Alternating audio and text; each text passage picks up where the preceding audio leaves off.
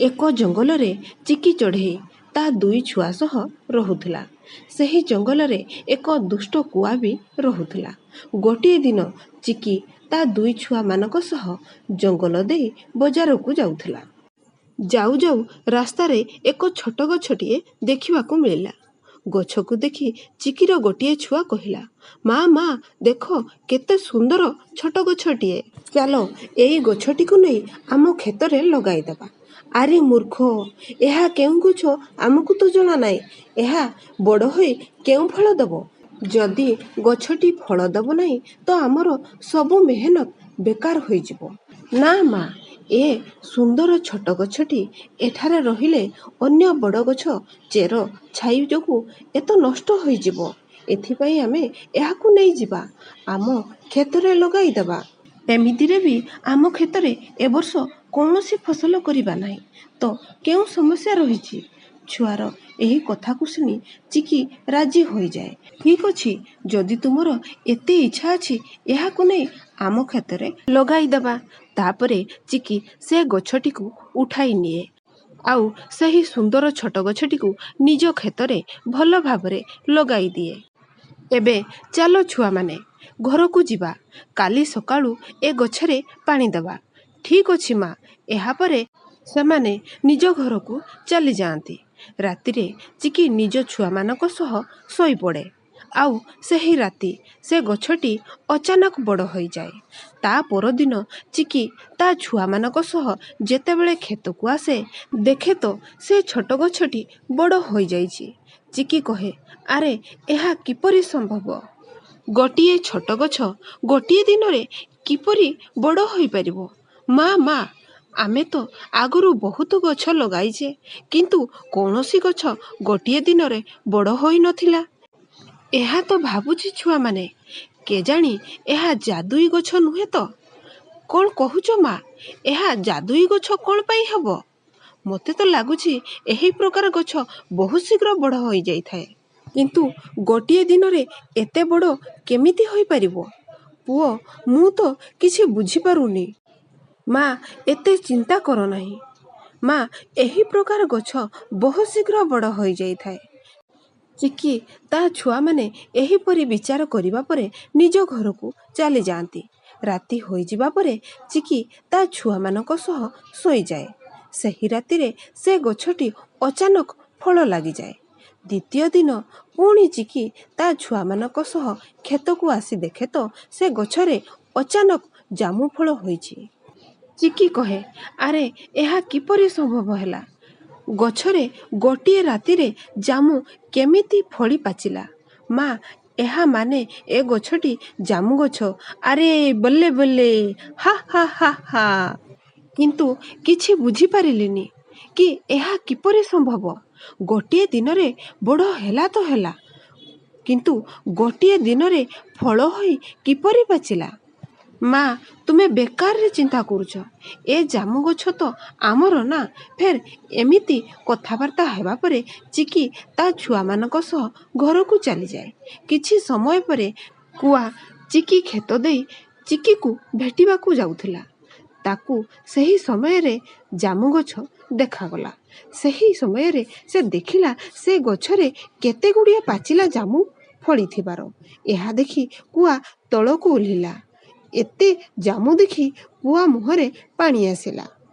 କୁଆ କହେ, ଆରେ ରେ ରେ ରେ, ଚିକି କ୍ଷେତରେ ଜାମୁ ଗଛ, ଏହା କିପରି ସମ୍ଭବ? କିଛି ଦିନ ପୂର୍ବରୁ ଦେଖିଥିଲି ଚିକି କ୍ଷେତରେ କିଛି ଗଛ ନଥିଲା। କିଛି ଦିନରେ ଗଛ ବଡ଼ ହୋଇ ଜାମୁ କେମିତି ଫଳିଲା? ଏହା ଭାବି ମୋର କିଛି ଫାଇଦା ନାହିଁ। ଫାଇଦା ତ ସେତେବେଳେ ହେବ ଯେତେବେଳେ ଚିକିର ଗଛରୁ ସବୁ ଫଳ ନେଇ ବଜାରରେ ବିକ୍ରି କରି ଆସିବି। କୁଆ ଏହା ଭାବି ନିଜ ନିଡ଼କୁ ଚାଲିଯାଏ। କିଛି ସମୟ ପରେ କୁଆ ତା ଘରୁ ବଡ଼ ବୁରା ଏବଂ ଲାଠି ଆଣେ। ଏହା ଠିକ୍ ସମୟ, ଆଖପାଖରେ କେହି ନାହାନ୍ତି।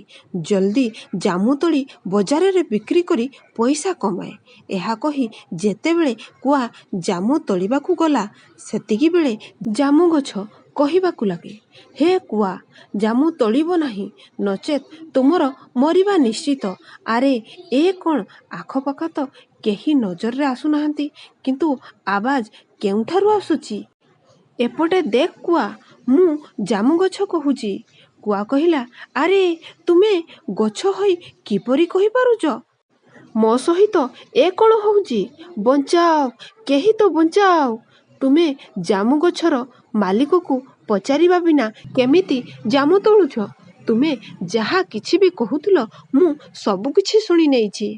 ଦୁଷ୍ଟ କୁଆ, ଏବେ ମୁଁ ତୋତେ ଦଣ୍ଡ ଦେଉଛି। ନା ନା, ମୁଁ ତ କିଛି ବୁଝିପାରୁନି। ଏହା ଭାବି କୁଆ ସେଠାରେ ଯିବା ପାଇଁ ଚେଷ୍ଟା କରେ, କିନ୍ତୁ ଜାମୁ ଗଛ ତାକୁ ଯାଦୁ ଦ୍ୱାରା ପିଞ୍ଜରାରେ ବନ୍ଦ କରିଦିଏ।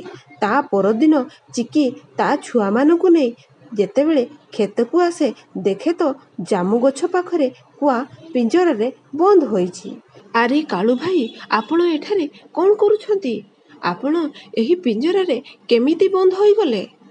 କୁଆ କହେ, ଚିକି ମୋତେ ବଞ୍ଚାଅ, ମୋତେ ବଞ୍ଚାଅ।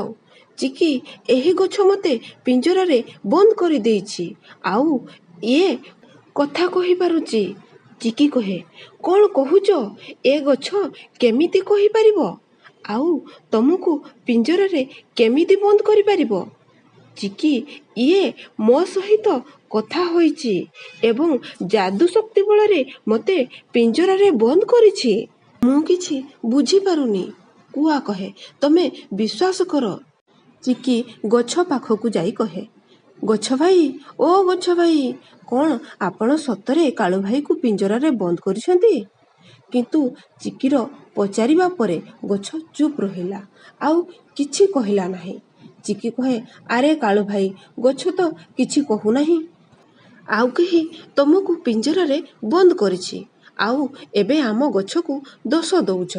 ମୋର ବିଶ୍ୱାସ କର ଚିକି, ଏ ଗଛ କହିପାରୁଛି, ଆଉ ଯାଦୁ ଶକ୍ତି ବଳରେ ମୋତେ ପିଞ୍ଜରାରେ ବନ୍ଦ କରିଛି। ସେ ଦୁଇଜଣ ଏମିତି କଥାବାର୍ତ୍ତା ହେଉଥିବା ସମୟରେ ଗଛ କହିଲା, ହା ହା ହା, କୁଆ ସତ କହୁଛି। ମୁଁ କହିପାରେ, ଆଉ ମୁଁ କୁଆକୁ ପିଞ୍ଜରାରେ ବନ୍ଦ କରିଛି। ଗଛକୁ କହୁଥିବାର ଦେଖି ଚିକି ଓ ତା ଛୁଆମାନେ ବହୁତ ଡରି ଯାଆନ୍ତି। ମା ମା, ଗଛ କେମିତି କହିପାରୁଛି? କାଳୁ ଭାଇ ଠିକ୍ କହୁଛନ୍ତି, ଏଇ ଗଛ କୌଣସି ସାଧାରଣ ଗଛ ନୁହେଁ। ଚିକିର ଛୁଆଟି କହେ, ମା, ମୋତେ ବହୁତ ଡର ଲାଗୁଛି। ତାପରେ ଜାମୁ ଗଛଟି କହେ, ଡର ନାହିଁ ତମେ, ମୁଁ କାହାରି କ୍ଷତି କରିବାକୁ ଚାହେଁ ନାହିଁ। କୁଆ ଜାମୁ ଚୋରି କରିବାକୁ ଆସିଥିଲା, ଏଥିପାଇଁ ମୁଁ ତାକୁ ପିଞ୍ଜରାରେ ବନ୍ଦ କରିଦେଲି। ଚିକି କହିଲା, ଆପଣ କିଏ ଆଉ କଥା କିପରି କହିପାରୁଛନ୍ତି? ମୁଁ କିଛି ବୁଝିପାରୁନାହିଁ। ସେତିକିବେଳେ ଗଛଟି ପୁରା ଖୋଲିକି କହିଲା, ସେ କେମିତି ଏକ ଗଛ ବନିଲା। ତ ଶୁଣ, ମୁଁ ଅସଲରେ ଆଉ ଏକ ଜଙ୍ଗଲର ପିଣ୍ଟୁ କୁଆ ଥିଲି। ମୁଁ ଆଉ ମୋ ସାଙ୍ଗ ଶୁଆ ଏକ ଗଛରେ ବସିଥିଲୁ। ସେତିକିବେଳେ ମୁଁ ଦେଖିଲି ଏକ ପେଚା ପୂଜା କରୁଥିଲା। ପିଣ୍ଟୁ କୁଆ କହିଲା, ଦେଖ ଦେଖ ଶୁଆ, ପେଚା ତାନ୍ତ୍ରିକ ପୂଜା କରୁଛି। ଶୁଆ କହିଲା, ହଁ ପିଣ୍ଟୁ, ଦେଖିକି ତ ସେମିତି ଲାଗୁଛି। ଶୁଣିଛି କି ଏ ତାନ୍ତ୍ରିକ ବହୁତ ଶକ୍ତିଶାଳୀ ଯାଦୁଗର। କୁଆ କହିଲା, ହା ହା ହା, ଏସବୁ ବେକାର କଥା, କିନ୍ତୁ ମୁଁ ବିଶ୍ୱାସ କରେ ନାହିଁ। ଜଙ୍ଗଲରେ ମୁଁ ହିଁ ଶକ୍ତିଶାଳୀ, ଆଉ କେହି ନାହିଁ। ମୁଁ ଏବେ ଯାଉଛି ଏହି ପେଚା ତାନ୍ତ୍ରିକ ପାଖକୁ, ଆଉ ଦେଖ କିଏ ଅଧିକ ଶକ୍ତିଶାଳୀ। କ'ଣ କହୁଛୁ? ଏମିତି କରିବା ଠିକ୍ ନୁହଁ। ଏବେ ସେ ମନ୍ତ୍ର ପାଠ କରୁଛି, ତାକୁ ଡିଷ୍ଟର୍ବ କର ନାହିଁ। କୁଆ କହେ, ଚୁପ୍ ରହ, ଯଦି ତୁମକୁ ଡର ଲାଗୁଛି ତମେ ଚାଲିଯାଅ, ଡରପୋକ କାହିଁକା। ଆଜି ମୁଁ ଦେଖିବି କେମିତି ତାନ୍ତ୍ରିକ ମୋ ଠାରୁ ଅଧିକ ଶକ୍ତିଶାଳୀ। ମୁଁ ଏହାକୁ ସାବ୍ୟସ୍ତ କରିବି କି ପିଣ୍ଟୁ କୁଆ ଏ ଜଙ୍ଗଲର ସବୁଠାରୁ ଅଧିକ ଶକ୍ତିଶାଳୀ। ଏହିପରି ମୋ ସାଙ୍ଗ ଶୁଆ ଡରିକି ସେଠାରୁ ଚାଲିଗଲା, ଆଉ ମୁଁ ପେଚା ତାନ୍ତ୍ରିକ ପାଖକୁ ଚାଲିଗଲି। ତାନ୍ତ୍ରିକ ନିଜ ଧ୍ୟାନରେ ଥିଲା। ପିଣ୍ଟୁ କୁଆ କହିଲା, ହେ ତାନ୍ତ୍ରିକ, ତୁମର ସାହସ କିପରି ହେଲା ଏଠାରେ ବସି ଧ୍ୟାନ କରିବାକୁ? ମୁଁ ଶୁଣିଛି ତୁମ ପାଖରେ ବହୁତ ଶକ୍ତି ରହିଛି। ଟିକେ ଦେଖାଇଲ ତୁମ ଶକ୍ତି। ତାନ୍ତ୍ରିକ ପେଚା, ତୁମର ଏତେ ସାହସ, ତୁମେ ମୋର ଧ୍ୟାନ ଭଙ୍ଗ କଲ। ମୋର ଶକ୍ତି ଦେଖିବାକୁ ଚାହୁଁଛ ନା? ତ ତୁମେ ଏବେ ଦେଖ। ମୁଁ ଅଭିଶାପ ଦେଉଛି, ତୁମେ ଛୋଟ ଜାମୁ ଗଛ ହୋଇ ଅନ୍ୟ ଏକ ଜଙ୍ଗଲକୁ ଚାଲିଯିବ। ସେତିକିବେଳେ ମୁଁ ପେଚାର ଅଭିଶାପରେ ଛୋଟ ଜାମୁଗଛ ବନିଗଲି ଆଉ ଯାଦୁଶକ୍ତି ବଳରେ ଅନ୍ୟ ଏକ ଜଙ୍ଗଲକୁ ପଠାଇଦେଲେ। ଚିକି ଆଉ ତମ ଛୁଆମାନେ ମୋତେ ଏଠାକୁ ନେଇ ଆସିଲ।